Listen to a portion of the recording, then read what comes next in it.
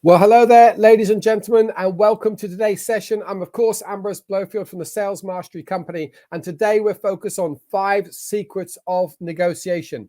Now, before we switch away and before you turn yourself off, I want us to be clear. We are all blessed or have all developed varying levels of negotiation skills. This is not something that either you can or cannot do. The fact remains is all of us can do it. All of us have done it. Think of yourself as a young child. If you're blessed enough to be raised amongst a family, the chances are when you deposited something in your nappy that made you feel uncomfortable as a non-speaking child, the chances are you voiced your discontent and essentially said to those around you who are adults, I'm going to continue with this loud noise. I'm going to threaten you with this loud noise.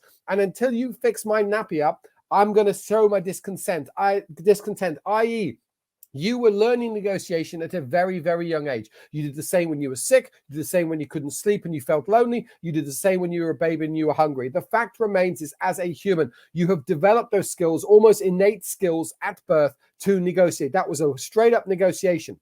The problem is this.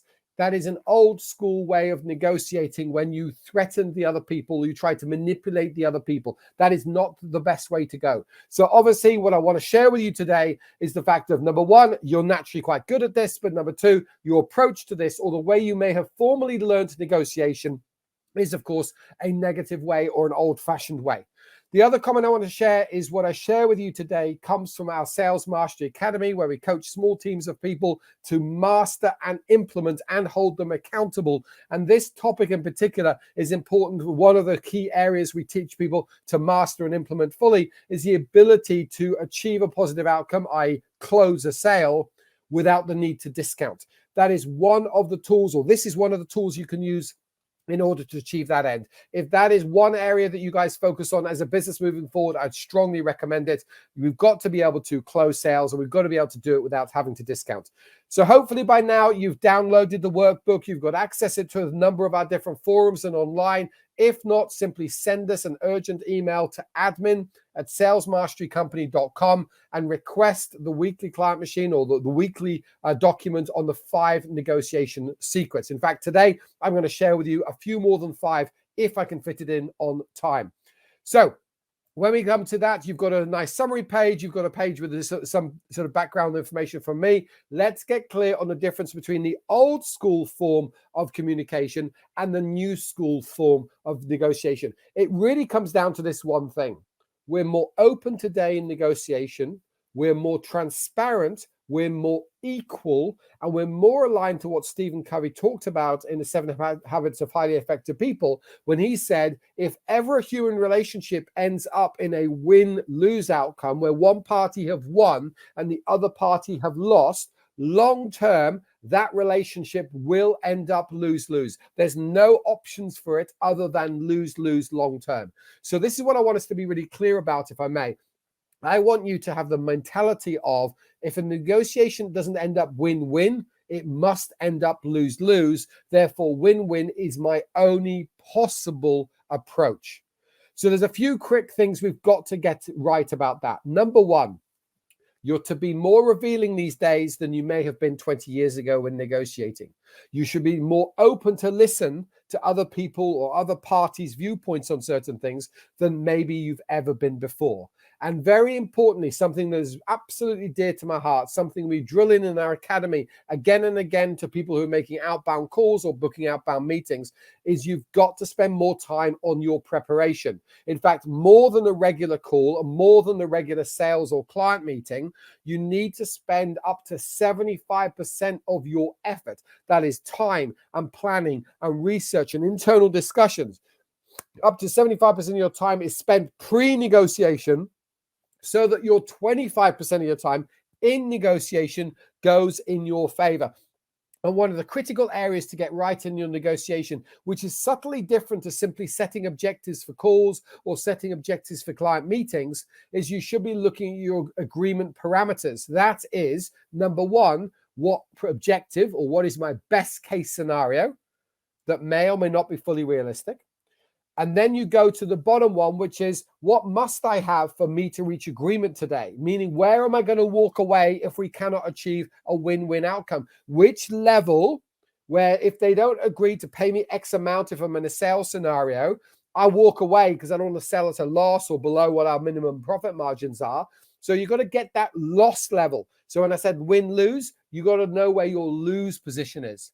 And having set your best case scenario and your walk away scenario, then of course you've set something that's more reasonable or more realistic in between those two. And that's very likely where you're going to end out, unless of course you end up being very, very persuasive in this negotiation. So please do not cheat yourself or the other party out of the preparation phase.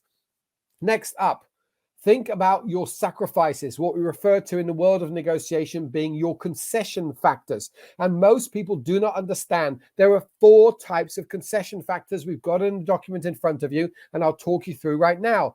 Number 1, there are sacrifices. These are things that you will just willingly give away, such as, oh, yes, we can deliver on a Friday, not on a Thursday, or yes, we can deliver late in the day, not the start of the day. They're easy things for you to do, easy things for you to give away, and you do them in the course of a modern day negotiation where you're trying to develop some goodwill. Goodwill is a huge part of any relationship, internal, personal, and obviously a sales relationship as well. Then you have what we refer to, many people know this language, bargaining chips. These are ones where you think of yourself at a casino, not that I'm a betting man myself, but think of yourself as a casino and you kind of give them away a little bit and you're conceding a little bit. They're not overly onerous for you to give them away. They're not ones you're going to break down in tears and have to argue with your colleague about why did you give that away? These are things that you can give away, but you're trying to give it away in order to receive. You're trying to reach some benchmarks. If you think of yourself building for a conversation where you say, oh, listen, we can do that for you. That's a sacrifice. And they say, well, we wouldn't usually, but you know what? I concede. Yes, we can accept split payment terms, for example. That might be a bargaining chip where somebody's disputing your price, but you bargain them to accept your full price, but they might pay you some this month, some next month. So the only cost you've got as a direct cost to your business is the cost of half the money in the bank for half a month, so to speak. So in this day and age, even with high interest rates, that might be less than 0.5%, so to speak, a lot better than the discount of 10%. Then, of course, you go to the battleground factors. And this is what most people refer to as the real negotiation. Now, obviously, what I'm covering today comes from many, many hours of training, and I want to give you the short, sharp insight into it. But bargaining chips is one thing. You can semi-give them away quite freely. But battlegrounds is you only give them up if you have to. You only give them up if you're negotiating and you're getting something in return. That could be standing your ground for when it comes to not discounting to make a sale. It could be getting them to pre-order something ahead of time or getting to order bigger volume, for example. That might well be a battleground factor for you, and it's different to a bargaining chip. A bargaining chip you'll just toss away, whereas a battleground factor is like, no, I'm going to hold on until I get something in return. And once you've given me something in the other party, I'm going to give you a battleground factor. And then finally, of course, you've got walkaway factors where if somebody turns around and says, I don't want to pay my bill for 6 months, you think that's too much of a business risk, we're walking away. So part of that 75% of effort is actually thinking about I've just got a message here. Again, just mention this out loud to one of my team members, just saying they downloaded the copy of it. It's got a picture, but not an active link, so can't get a copy. So if you don't mind, just someone on the LinkedIn, if you just don't mind putting your email address into the comments, and I'll make sure one of my team members personally sends you a copy of today's PDF as well. So just strap yourself in, listen, and then they'll send you a copy. So just share with us your email address or private message it to me in LinkedIn, and we'll pick it up there as well. So again, part of your preparation is to not only think about, well, where are all our bargaining chips, but actually, are they sacrifices, bargaining chips, battleground factors, or are they walkaway factors? So which are they? Very important to think about that. Likewise, a lot of the research talks about that, as with most conversations, as with a lot of relationships, the first few minutes, i.e. the first 5 minutes, often sets the tone. And that's why I wanted to teach you today the secret, which is being more open, being more willing. Don't stand your ground. Don't put yourself in a bigger chair than your opposition. That should have died out in the 80s. I hope it has. I can remember working as a sales rep in London and going and doing pitches to major clients, and they deliberately have a big oak desk and a big sort of leather chair. And then the chair for the salespeople going to negotiate wasn't quite as small as a classroom from primary school, but it's like a little plastic thing that A, you were uncomfortable, and B, you were clearly lower than them. And they sort of lean over you. And one of those people who sort of slip down their glasses so they can look down at you like a school principal. They played the old school game. Now, that was great training for me. I'm grateful for Procter & Gamble for that opportunity. They spent $250,000 on my sales training. I'm so grateful for that. But holy smokes, what a waste of time that was. We're gone with that. Let's leave that. Don't learn these nitty-gritty scenarios around that. That's too old-fashioned. And then likewise, this is also something that aligns to modern negotiation with being more open. The old school thought is hide what you want, don't reveal anything. But actually, there's a psychological law of anchoring, which is he or she who speaks first sets an anchor against which everything that follows on the same subject gets compared against.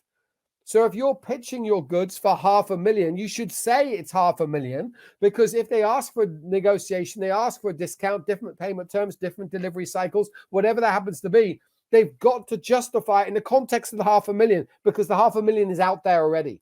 So do use anchoring bravely. This is a more modern way of negotiating. Unfortunately, most of the original negotiation books were written in a similar era to, the early books around, how to win friends and influence people, and all those old school books. They're out of date now. People have high degrees of EQ or emotional intelligence these days. With social media, we have more transparency about people these days. We are who we are. So don't restrict, don't hold back. You've got advantages from doing so. Final things I wanted to cover off for today, in keeping with negotiation secrets, obviously shared with at least 5 today. In fact, a few more than that, if you break it down into those 4 different concession factors. Think about every conversation you're going to have, and also think about, how is my relationship going to be after this negotiation? Don't get so short-termist. So you're thinking, I've got to negotiate and I've got to win today because I've got to justify it to myself or justify it to my colleagues. What you've got to be thinking about now is, where to from here? Because the chances are, if you're in sales and you're actually negotiating with somebody, it's probably going to be an ongoing relationship. And therefore, you need to be thinking about the ongoing relationship. It's very, very important around that. So this is something I'd like you to do for today. I'd like you to watch this video again with every member of your team who has to negotiate, including those in purchasing, including those in leadership and management, because they have to negotiate with colleagues, or they have to negotiate with their suppliers as well. These skills are very applicable. I know, because I'm at Sales Mastery Company, we're really passionate about using this in a sales context, but we should all be able to start to think about these, negotiating with our kids at home, negotiating with our suppliers, negotiating with our colleagues. It's the same applicable skills. As I mentioned, this topic today comes from our Sales Mastery Academy, where, as I said, people take 1 quarter to implement from one of the areas of going after new clients and winning them, then smashing the growth targets and retention of the existing clients. Obviously, we refer to that as account management. And as I said today, today's topic will help you on inbound, which is one area to master, one of those 4 areas we master on the Academy, but also helping you to close without the need to discount. That's what today's all about. Everything you do in your life should have a clear purpose. And so on that note, if you or one of your business owners or managers just wants a free 15-minute phone call, please book in now for a free scale-up call.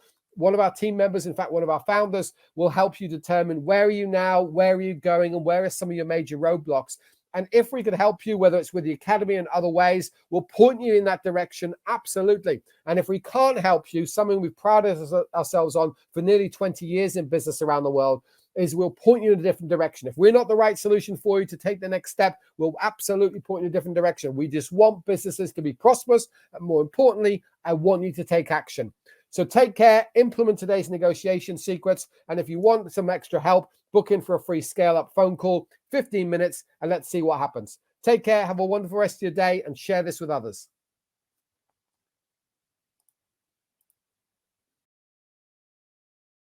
Hello there, Ambrose here again to say thank you for watching this video. As always, I want to implore you to take action and to share the lessons you've learned. Meanwhile, something you could do to help us in our mission to help countless and thousands of small to medium family businesses the world over to be more prosperous, be more confident, and have a greater impact in the causes they support. And that is, of course, comment, like, and subscribe to this YouTube channel and to all of our other videos. And as always, be generous and share this with others. Take action today.